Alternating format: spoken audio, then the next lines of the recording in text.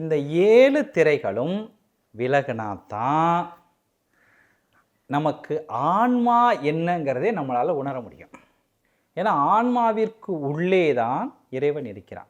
ஆன்மாவை பற்றி ஐயா சொல்லும்போது என்ன சொல்கிறான்னா, நான் ஆன்மா, சிற்றணு வடிவினன், கோடி சூரிய பிரகாசம் உடையதுங்கிறார். நம்ம ஒவ்வொருவருடைய தேகத்திற்குள்ளும் ஆன்மா இருக்குது. அதுக்கு ஒரு சின்ன வடிவம் இருக்குங்கிறார் ஐயா. நம்ம உடம்புக்குள்ளே இருக்கக்கூடிய ஆன்மாவுக்கு ஒரு வடிவமே இருக்குது. அது நமக்கு தெரியாது. அது ஆன்மாவை அனுபவிப்பவர்களுக்கு தான் தெரியும்.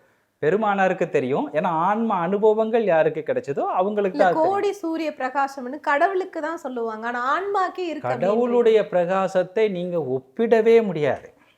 கடவுளுடைய பிரகாசத்தை ஒப்பிடவே முடியாது. ஏன்னா கடவுள் எப்படிப்பட்ட பிரகாசம் முடியாது நம்ம சொல்லவே முடியாது.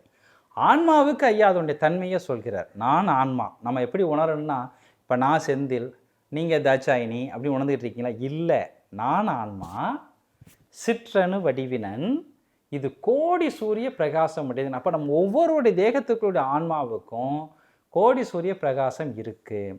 ஆனால் அதை நம்ம உணர்றோமான்னா நம்ம உணர்றதில்லை. ஏன் உணர்றதில்லை அப்படின்னா, நமக்கு ஆன்மாவே நம்ம இன்னும் உணரலை.